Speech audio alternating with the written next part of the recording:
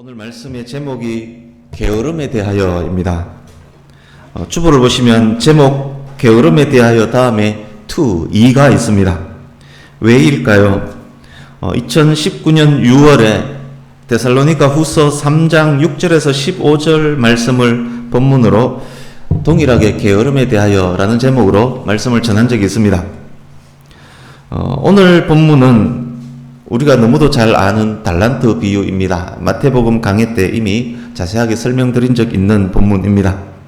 오늘은 예수님께서 말씀하신 이 달란트 비유 본문을 통해서 게으름에 대하여, 게으름에 초점을 맞추고 두 번째 말씀을 나누려고 합니다. 주보를 펴보시고 말씀의 제목을 딱 보시고 어쩌면 적지 않은 분들이 이런 생각을 했을 수 있습니다. 제목이 게으름에 대하여다. 이거 내 이야기 같은데 목사님이 오늘 나를 타겟으로 말씀 준비한 거 아니요? 맞습니다. 그렇게 생각했다면 그분이 오늘 말씀의 타겟입니다. 자신이 게으르다라고 생각하는 성도가 있다면 그분 역시 이 말씀의 타겟입니다. 뿐만 아닙니다. 이 말씀은 누구보다도 모든 목회자들이 먼저 타겟입니다. 이 말씀은 누구보다도 저에게 주시는 말씀이기도 합니다.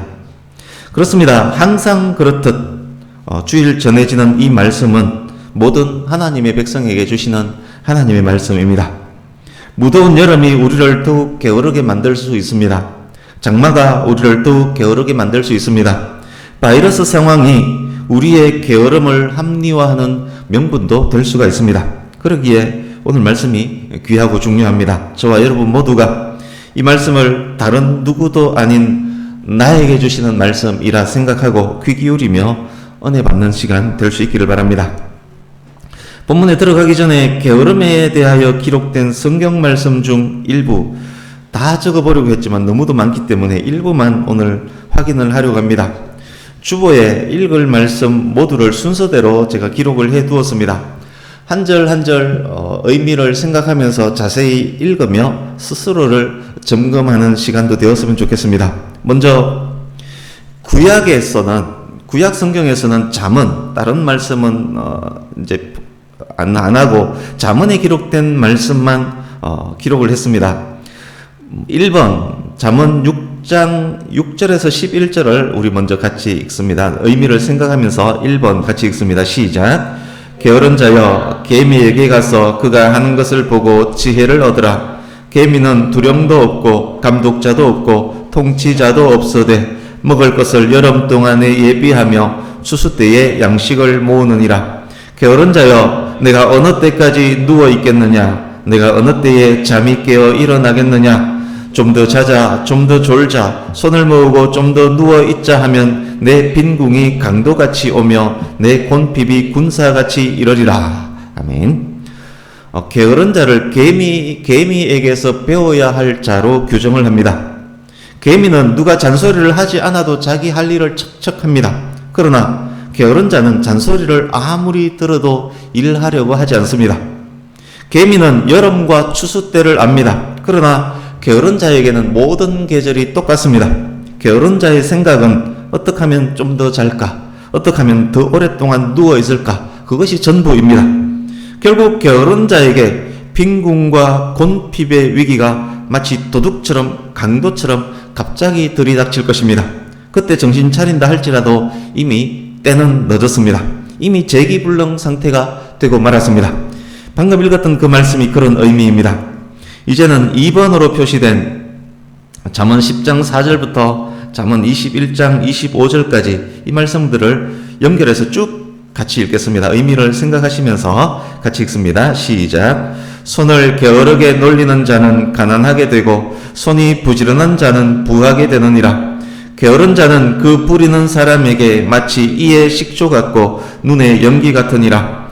부지런한 자의 손은 사람을 다스리게 되어도 게으른 자는 부림을 받느니라. 게으른 자는 마음으로 원하여도 얻지 못하나 부지런하는 자의 마음은 풍족함을 얻느니라. 게으른 자의 길은 가시 울타리 같으나 정직한 자의 길은 대론이라. 게으름이 사람으로 깊이 잠들게 하나니 태만한 사람은 줄일 것이니라. 게으른 자는 자기의 손을 그릇에 넣고서도 입으로 올리기를 괴로워하느니라. 게으른 자는 가을에 밭 갈지 아니하나니 그러므로 거둘 때에는 구걸할지라도 얻지 못하리라. 게으른 자는 욕망이 자기를 죽이나니 이는 자기의 손으로 일하기를 싫어함이니라. 아멘. 짧게 2번의 말씀도 정리를 하겠습니다. 게으른 자는 먹는 것조차도 귀찮아합니다.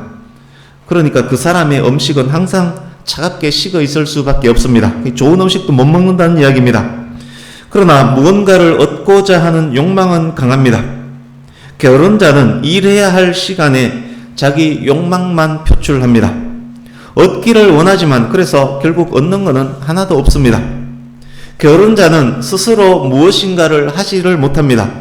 게으른 자는 부림을 받을 때에서야 일하는 척이라도 합니다. 그렇지만 그것마저도 오래가지 않습니다.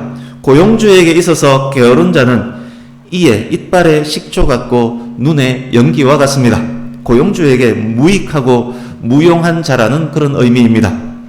게으른 자는 가시 울타리와 같은 일들을 만나면 헤쳐나가지를 못합니다. 무력합니다. 그의 인격에도 손상이 옵니다.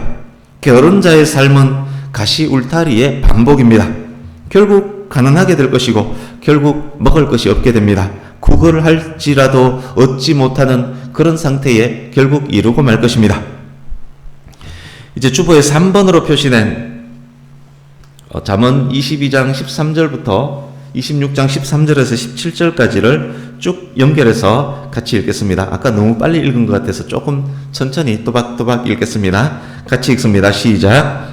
게으른 자는 말하기를 사자가 밖에 있은즉 내가 나가면 거리에서 찢기겠다 하는지라. 내가 게으른 자의 밭과 지혜 없는 자의 포도원을 지나며 본즉 가시덤불이 그 전부에 퍼졌으며 그 지면이 거친 풀로 덮였고 돌담이 무너져 있기로 내가 보고 생각이 깊었고 내가 보고 훈계를 받았노라. 내가 좀 더 자자 좀 더 졸자 손을 모으고 좀 더 누워 있자 하니 내 빈궁이 강도같이 오며 내 곤핍이 군사같이 이르리라. 게으른 자는 길에 사자가 있다 거리에 사자가 있다 하느니라. 문짝이 돌저귀를 따라 도는 것 같이 게으른 자는 침상에서 도느니라. 게으른 자는 그 손을 그릇에 넣고도 입으로 올리기를 괴로워하느니라. 게으른 자는 사리에 맞게 대답하는 사람 7보다 자기를 지혜롭게 여기느니라. 길로 지나가다가 자기와 상관없는 다툼을 간섭하는 자는 개의 귀를 잡는 자와 같으니라. 아멘. 게으른 자의 특성을 잘 말해주고 있는 말씀들입니다. 솔로몬이 게으름에 대해서 일부 반복하면서 한 번 더 강조하고 있습니다. 그들의 게으름은 거의 짐승적입니다. 자기 침상에서 이리 뒹굴 저리 뒹굴하는 모습이 마치 경첩에 달린 문이 열렸다 닫혔다 하는 것과 같습니다. 그들의 논과 밭을 보십시오. 논에는 벼보다 가라지, 피가 더 많습니다. 과수원은 찔레, 아카시아 나무, 칡능굴이 점령해버렸습니다. 집에 돌담이 무너진 지 오래되었습니다. 파산 상태입니다. 그렇지만 여전히 그의 관심은 좀 더 눕고 좀 더 잘가에 있습니다. 뿐만 아닙니다. 그렇지만 말은 굉장히 잘합니다. 변명과 핑계, 둘러대는 데는 귀재입니다. 밖에 사자가 있기 때문에 일하러 나갈 수가 없다라고 합니다. 이 더운데 밭에 가면 일사병, 열사병 걸리기 때문에 못 간다라고 합니다. 비 오는데 돌아다니다가는 산사태에 나서 깔려 죽기 때문에 못 간다라고 그렇게 둘러댑니다. 그러나 자기 스스로에 대해서는 굉장히 높이 평가합니다. 자기보다 똑똑한 사람은 이 세상에 없습니다. 자기가 최고로 똑똑하기에 온갖 참견은 다 합니다. 저 집 아들 피부는 왜 저렇게 하얗나느니, 저 집 딸은 눈이 왜 그렇게 크냐느니, 옆집 개가 왜 저리 못생겼나느니, 앞집 고양이 목소리는 정말 앙칼지다 라느니, 그런 이런저런 참견을 다 합니다. 싸우는 두 사람 사이에 끼어들어서 훈계하면서 재판을 하려고 합니다. 그래서 잠언에는 그런 사람을 일컬어 길 가다가 가만히 있는 개의 귀를 잡는 자와 같다라고 그렇게 말을 하고 있습니다. 이제 신약 성경에 기록된 말씀 중 일부만을 확인하겠습니다. 역시 주보에 기록해 두었습니다. 데살로니가 후서 3장 6절부터 디모데전서 5장 13절 말씀까지 주보 오른쪽 아래 이어서 같이 읽습니다. 시작. 형제들아, 우리 주 예수 그리스도의 이름으로 너희를 명하노니 게으르게 행하고 우리에게서 받은 전통대로 행하지 아니하는 모든 형제에게서 떠나라. 우리가 들은즉 너희 가운데 게으르게만 행하여 도무지 일하지 아니하고 일을 만들기만 하는 자들이 있다 하니 또 그들은 게으름을 입혀 집집으로 돌아다니고 게으를 뿐만 아니라 쓸데없는 말을 하며 일을 만들며 마땅히 아니할 말을 하나니. 아멘. 어떻습니까? 신약의 일부만 읽었지만 신약의 말씀 역시 잠언에서 했던 그 말씀과 같구나라는 생각이 들지 않습니까? 게으른 자는 도무지 일을 할 생각을 하지 않습니다. 복음의 말씀, 여기 보면 우리에게서 받은 전통대로 신약 성경이 기록될 이 당시 신약 성경이 없었기 때문에 우리에게 받은 전통, 이것은 복음을 일컫는 말입니다. 복음의 말씀대로 행하지를 않습니다. 그러나 쓸데없는 일들은 너무도 잘 만듭니다. 여기저기 참견하면서 쓸데없는 말들을 합니다. 그래서 사도 바울이 이들이 교회 안에 있지만 형제라고 표현을 했습니다. 이들이 교회 안에는 있지만 이들과는 놀지 말아라 라고 권면을 했습니다. 아주 일부만 확인했는데도 게으름에 관한 성경 구절이 이토록 많다는 것이 놀랍지 않습니까? 게으른 자에 대한 하나님의 관심이 그만큼 크다는 의미가 아니겠습니까? 이제 본문으로 가겠습니다. 이 말씀은 너무도 잘 아시는 말씀이기 때문에, 그리고 이미 전한 말씀이기 때문에 자세한 설명은 생략하겠습니다. 다만 이 게으름의 포커스만 맞추겠습니다. 그렇지만 본문 전체를 짧게 요약을 먼저 하겠습니다. 아시다시피 예수님께서는 자주 비유로 설명을 하셨습니다. 열처녀 비유, 그러니까 오늘 본문 바로 앞에는 열처녀 비유가 있습니다. 열처녀 비유 다음에 말씀하신 것이 달란트 비유입니다. 열처녀 비유에 등장하는 기름은 달란트 비유에 달란트와 관계가 있습니다. 열처녀가 기름을 준비하는 것, 그것은 달란트를 어떻게 활용하느냐와 관련이 있습니다. 이 비유는, 이 두 가지 비유는 종말과 재림에 대해서 말씀하시는 마태복음 24장에서 이어지고 있습니다. 그러니까 열처녀 비유는 언제 올지 모르는 신랑을 기다림, 그것과 관련이 있고, 달란트 비유는 언제 올지 모르는 주인, 고용주와 관련이 있습니다. 열처녀가 기다리는 신랑, 달란트를 받은 사람이 기다리는 주인은 다시 오실 예수님을 나타내고 있습니다.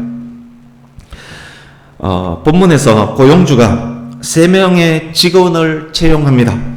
이력서, 자기소개서, 능력, 개성, 성격 등을 자세히 확인한 후에 그들 각각의 능력에 따라서 5달란트, 2달란트, 1달란트를 각각 맡깁니다. 우리 5달란트, 2달란트, 1달란트 그러면 한 돈 10만 원씩, 5만 원씩, 만 원씩 이렇게 맡겼구나 그렇게 생각하는데 전혀 그렇지 않습니다. 1달란트는 6천 데나리온입니다. 노동자 6,000일의 일당입니다. 품삯입니다. 하루 품삯 15만 원으로 계산한다면 1달란트는 오늘 가치로 환산하면 약 9억 원 상당에 이릅니다. 요즘은 수십억 자산가들이 많지만 고대 당시에 9억 자산가 흔치 않았습니다. 그러니까 여기에 기록된 5달란트, 2달란트, 1달란트는 어마어마한 금액입니다. 큰 회사 하나, 중소규모의 회사 하나를 각각 맡겼다, 그런 의미입니다. 채용된 직원이 왜 저 사람에게는 많이 맡기고 나에게는 적게 맡기느냐 따질 수 없습니다. 왜냐? 그것은 고용주의 고유 권한이기 때문입니다. 이제 직원들은 그 돈으로 주인이 올 때까지 열심히 일해서 이윤을 남겨야 합니다. 회사의 목적은 이윤 추구이기 때문에 그렇습니다. 이윤을 남겨야 합니다. 하나님께서 우리들을 하나님의 백성으로 삼으셨습니다. 우리의 모든 것을 아시고 우리에게 적합한 은사와 특권과 기회를 부여하셨습니다. 왜 저 사람에게는 많은 능력을 주고 나에게는 적게 줬냐? 우리가 따질 수 없습니다. 왜냐? 그것은 하나님의 절대 주권이기 때문입니다. 우리는 주어진 은사와 특권과 기회를 활용해서 예수님 다시 오시는 그날까지 그리스도인의 삶을 살아서 아름다운 열매를 맺어야 합니다. 주인이 언제 올까요? 19절 앞부분 보십시오. 오랜 후에 왔습니다. 주인이 오는 때를 알 수가 없습니다. 생각보다 많은 시간이 걸립니다. 하루를 천년처럼, 천년을 하루처럼 기다려야 합니다. 예수님 언제 다시 오실까요?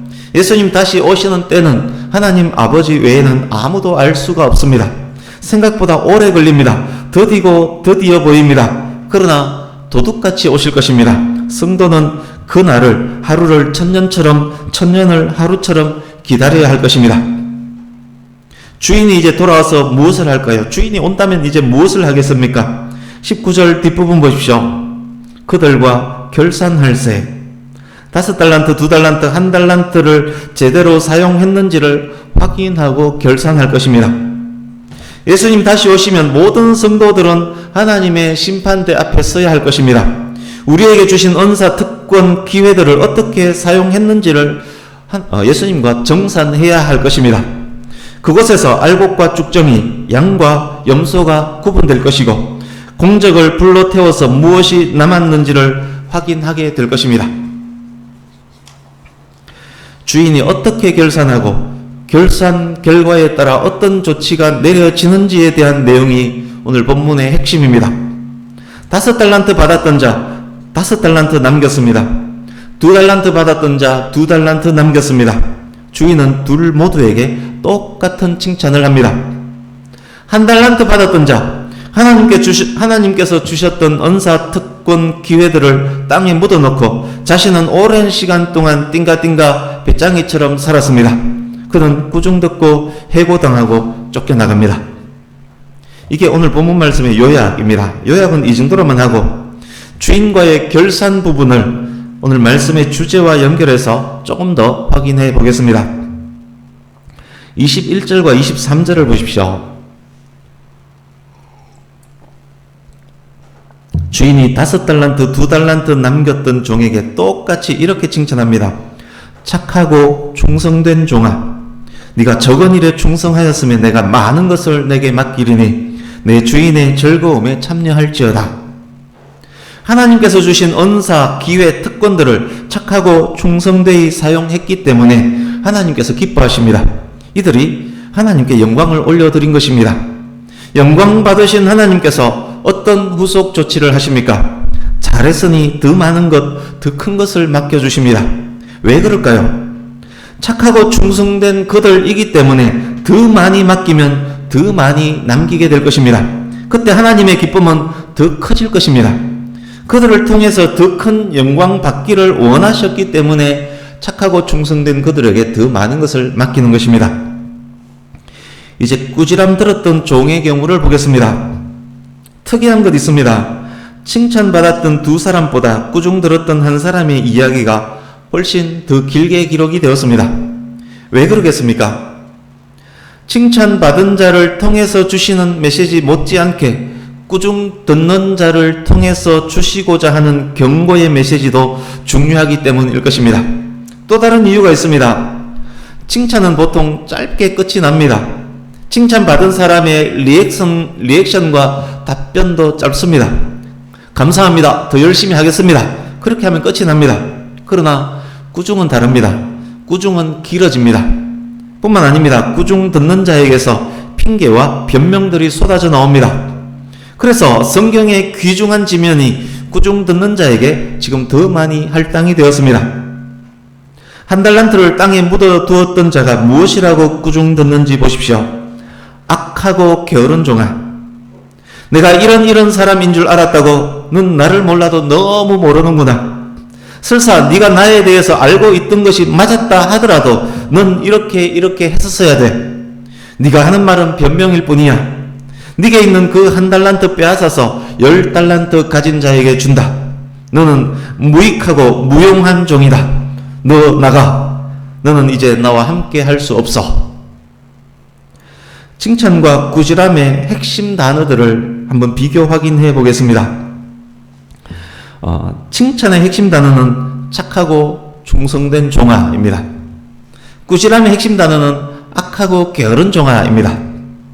착함과 악함이 지금 반대말로, 반대 개념으로 쓰였고, 충성됨과 게으름이 반대 개념으로 사용되었습니다. 원어에 의하면 충성됨을 믿을만한 신실함, 그렇게 번역하는 것이 더 정확한 번역입니다. 주인이 그러니까 5달란트, 2달란트 남긴 종에게 이렇게 칭찬한 것입니다. 너 착하구나. 너 믿을만하구나. 1달란트를 땅에 묻어두고 아무것도 하지 않는 종에게는 이렇게 꾸중한 것입니다. 너는 악하구나. 너는 게으르구나. 칭찬과 꾸지람이 각각 반대 개념으로 쓰였기 때문에 충성되고 믿을 수 있다는 말은 곧 너 부지런하다 라는 말도 됩니다. 왜냐? 악하고 게으른 종의 반대말이 착하고 충성된 종이기 때문에 여기 충성은 부지런하다 라는 말로도 정확한 번역이 되는 것입니다. 게으르다 하는 말은 곧 믿을 수 없다는 말이 됩니다. 그렇게 연결이 됩니다. 달란트 비유 속 악하고 게으른 종은 서두에서 확인했었던 말씀들 속에 있는 게으른 자들과 정확하게 일치를 합니다. 본문을 눈으로 읽으면서 들어보십시오. 1달란트 그냥 안전한 곳에 묻어두었습니다. 그냥 그게 끝입니다. 그리고는 도무지 일을 하지 않습니다. 은사와 특권과 기회가 많았지만 좀 더 자자, 좀 더 눕자에만 관심이 있었습니다. 경첩에 달린 문이 왔다 갔다 하듯 침대에서만 뒹굴었습니다. 그러나 말은 많습니다. 핑계와 변명거리 차고 넘칩니다. 길에 사자가 있어서 안 나갔답니다.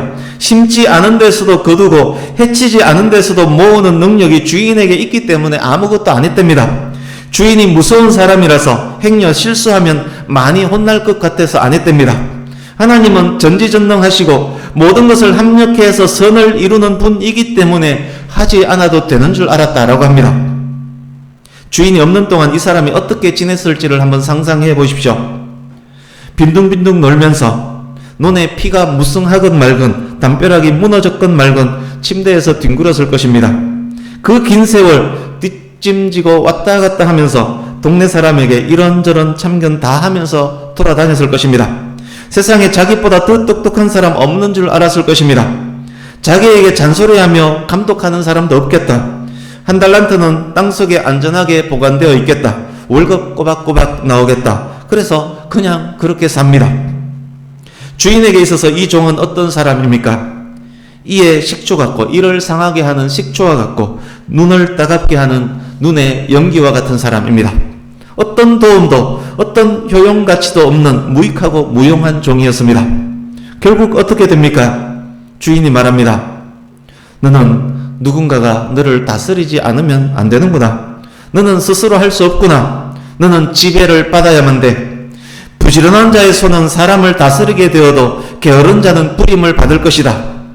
이제부터 충성스러운 내 종이 너를 다스릴 것이다. 네게 맡겼던 것들을 모두 부지런하고 믿을 만한 종에게 다 맡길 것이다. 게으른 자는 원하여도 얻지 못하지만 부지런한 자는 풍족해질 것이다. 이제 무익한 너를 해고하고 쫓아낸다. 네가 생각지도 못한 사이에 강도처럼 군대처럼 너에게 빈곤과 곤핍이 임했다. 네가 구걸할지라도 아무것도 얻을 수 없을 것이다. 착하고 충성된 종과 악하고 게으른 종의 결과가 이렇게 딱 나뉘어졌습니다. 이제 말씀을 적용하면서 마무리해 가겠습니다. 본문에는 악하고 게으른 종과 착하고 충성된 종 두 종류만 등장했지만 이외에 두 종류 사람이 더 있을 수 있습니다.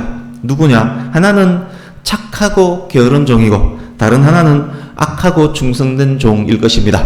오늘 본문에 두 종류 있지만 그 사이에 두 종류가 더 있을 수 있다는 이야기입니다. 선함과 악함은 하나님 앞에서 의롭다함을 얻었는지 여부로 그렇게 적용할 수 있을 것입니다. 그리스도인인지 아닌지에 의해서 선함과 악함으로 구분 지을 수 있다는 말입니다. 우리가 그리스도인이 확실하다면, 저와 여러분이 예수님을 믿음으로 구원받은 성도가 확실하다면 우리는 착하고 충성된 종, 착하고 게으른 종 둘 중에 하나일 것입니다. 우리가 그리스도인이 확실하다면 본문 속 악하고 게으른 종은 일단 우리와는 상관이 없습니다. 왜냐? 우리는 예수님 믿음으로 구원받았기 때문에 앞에 악함이란 단어는 붙지 않는다는 말입니다. 그것으로 인해서 일단 감사를 드립니다. 믿지 않는 자들도 그래서 둘로 나눌 수 있을 것입니다. 하나는 악하고 충성된 종, 다른 하나는 악하고 게으른 종입니다. 믿지 않는 자는 하나님 앞에서 의롭다 착하다 여김을 받지 못하기 때문에 그가 아무리 사람들로부터 신뢰를 받는다 할지라도 하나님의 기쁨이 될 수는 없습니다. 충성된 종이라 할지라도 악하다면, 하나님을 믿지 않는다면 하나님의 기쁨이 될 수 없습니다. 악하고 게으른 종은 두말할 필요가 없습니다. 이제 우리들 이야기를 하겠습니다. 악함이 붙었던 것은 우리와 상관없기 때문에 앞에 선함이 붙은 우리들 이야기를 하겠습니다. 우리가 그리스도인이기 때문에 우리는 하나님 앞에서 의롭다함을 얻은 선한 사람들입니다. 말씀드렸듯이 본문에 의하면 저와 여러분은 둘 중 하나입니다. 하나는 착하고 충성된 종입니다. 부지런해서 믿을 만한 성도, 그래서 하나님의 기쁨이 되는 성도, 하나님께 받은 은사, 성도라는 특권, 하나님께서 주신 기회들을 최대한 활용하는 사람입니다. 묵묵히 맡은 일을 감당하는 사람입니다. 예수님 다시 언제 오실는지 모르지만 그렇기 때문에 항상 준비하는 사람입니다. 슬기로운 5 처녀처럼 등불에 기름을 항상 채워둡니다. 소금이 세상 속으로 겸손히 녹아 들어가서 짠맛을 냅니다. 등경 위에 올려진 등불입니다. 산 위에 동네가 숨겨질 수 없듯이 세상 사람들도 그를 진짜 그리스도인으로 인정합니다. 다른 하나는 착하고 게으른 종입니다. 성도는 맞는데, 하나님 앞에 의롭다함을 얻었는데 성도는 맞는데 게으릅니다. 가정 일에도, 교회 일에도, 직장 일에도 게으릅니다. 그렇지만 말은 많습니다. 온 동네 간섭은 다 합니다. 변명과 핑계는 왜 그리 많은지요? 하기 싫을 때 하나님 핑계를 댑니다. 아까도 말씀드렸지만 하나님께서 합력하여 선을 이루실 것이기 때문에 안 해도 된답니다. 코로나 때문에 더워서, 추워서, 비가 와서, 바빠서 말씀 읽을 수도, 기도할 수도, 전도할 수도, 예배에 출석할 수도, 봉사할 수도 없답니다. 맛을 잃은 소금과 같습니다. 말 아래 집어넣어둔 등불과 같습니다. 성령을 근심케 하는 사람입니다. 하나님 이에 식초 같고 하나님 눈에 연기와 같은 사람입니다. 어떻게 보면 성도가 아닌 것 같기도 합니다. 여차하다가 쫓겨나지 않을까 걱정이 되기도 합니다. 악하고 게으른 종, 악함이 붙은 악하고 게으른 종이 아닌지 의심이 가기도 합니다. 교회 안에는 방금 말씀드렸듯이 다 선한 앞자리에 붙이고 말씀을 들었습니다. 교회 안에는 성도라면 선하고 충성된 종, 선하고 게으른 종, 이 둘이 있습니다. 오늘 더 길게 설명하려면 쭉정이, 가라지, 염소 이것까지 설명을 해야 되지만 앞에 악함이 붙었던 이 사람에 대한 설명까지 해야 되지만 시간 관계상 그들은 논외로 하고 착함이 붙은 착하고 충성된 종, 착하고 게으른 종, 지금 둘만을 이야기했습니다. 여러분, 하나님께서는 이 두 종류의 성도 중에 누구를 사용하시겠습니까? 하나님께서는 누구에게 더 많은 것을 맡기겠습니까? 하나님께서 누구를 다스리는 자로 세우겠습니까? 누구를 통해서 하나님 나라가 더 확장되겠습니까? 예수님 다시 오셔서 반드시 결산을 하실 텐데, 우리의 공적을 불러 태워서 무엇이 남았는지를 확인하실 텐데, 그때 누가 하나님의 기쁨이 되겠습니까? 그때 누가 어쩔 줄 몰라 부끄러워하겠습니까? 성도님 여러분, 목회자가 게을러서는 안 됩니다. 이것은 저를 향한 말씀입니다. 성도가 게을러서는 안 됩니다. 게으른 성도는 하나님 앞에서나 사람 앞에서나 크고 귀한 일을 맡을 수도 감당할 수도 없습니다. 하나님께서는 착하고 충성된 종에게 천국에 대한 약속과 함께 이 땅에서의 복도 오늘 본문을 통해서 약속하신 것입니다. 하나님께서는 게으르고 태만한 사람에게 땅에서의 복을 약속하신 적이 없습니다. 하나님은 이 땅에서 자기 십자가를 지고 열심히 부지런히 충성되이 나아가는 자를 통해서 영광을 받으십니다. 사랑하는 성도님 여러분, 혹시 나의 밭과 포도원에 가시덤불과 풀이 무성하다면, 혹시 나의 담벼락과 돌담이 무너져 있다면 이런 핑계 저런 변명할 것이 아니라 내가 게으르지 않은지, 내가 나의 달란트를 땅에 묻어두고 있는 것은 아닌지 그것을 먼저 점검해야 할 것입니다. 성도의 부지런함이 곧 맡은 자가 충성을 다하는 것인 것입니다. 맡은 자에게 구할 것은 충성, 곧 부지런함인 것입니다. 이제 말씀 두 곳을 결론으로 읽으려고 합니다. 천국을 약속받은 성도가 빛의 역할, 소금의 역할 감당하며 사는 방법입니다. 하나님께 영광 올려드리며 이 땅에서도 복되게 사는 비결, 오늘 말씀의 결론입니다. 우리 로마서 12장 11절을 같이 읽습니다. 신약성경 257페이지.